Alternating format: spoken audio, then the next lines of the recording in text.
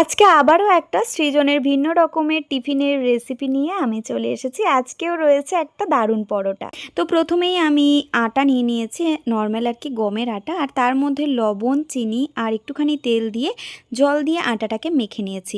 চাইলে ময়দাও দিতে পারো, কিন্তু বাচ্চাদের টিফিন যেহেতু তাই ময়দাটাকে অ্যাভয়েড করাই ভালো। এরপর বাচ্চারা তো ভেজিটেবল খেতে চায় না নরমালি, তাই এখানে আমি একটুখানি তেল দিয়ে তার মধ্যে অনেক রকমের ভেজিটেবল নিয়েছি, যাতে ছিল ক্যাপসিকাম, ইয়েলো বেল পেপার, সাথে ছিল গাজর, পেঁয়াজ।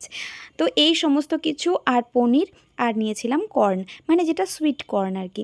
তো এই সমস্ত কিছুকে একটুখানি গোলমরিচের গুঁড়ো আর লবণ দিয়ে হালকা একটু ভেজে নেওয়ার পর এখানে পিৎজা পাস্তা যে মিক্স মশলা সেটা আর কি দিয়ে দিলাম, আর তারপর একটুখানি স্বাদ মতো চাট মশলা দিলাম।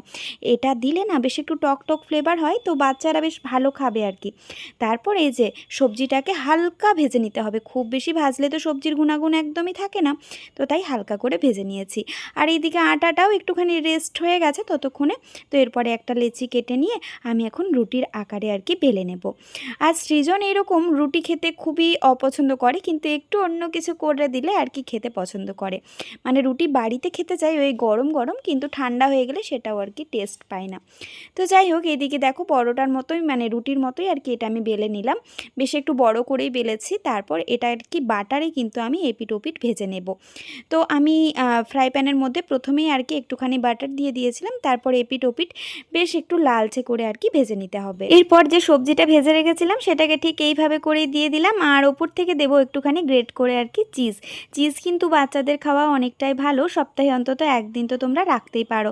এরপর দিয়ে দিলাম টমেটো কেচাপ, যেটাতে কিন্তু স্বাদ অনেকটাই বেড়ে যাবে। এরপর এইভাবে একটুখানি গরম করে নিতে হবে জাস্ট, খুব বেশি আর ভাজার দরকার নেই। তারপর পিৎজা কাটার দিয়ে পিস পিস করে আর কি দিয়ে দেবো। এখন আমি এখানে হাফ হাফ করে নিয়েছি, তারপর পরে কিন্তু আমি বেশ কয়েকটা টুকরো আর কি করে নিয়েছিলাম এরকমের, যাতে কিন্তু ওর খেতে সুবিধা হয়, মানে এক একটা ধরবে আর খাবে। মানে আমার ছেলের ক্ষেত্রে এইভাবেই খেতে সুবিধা হয়।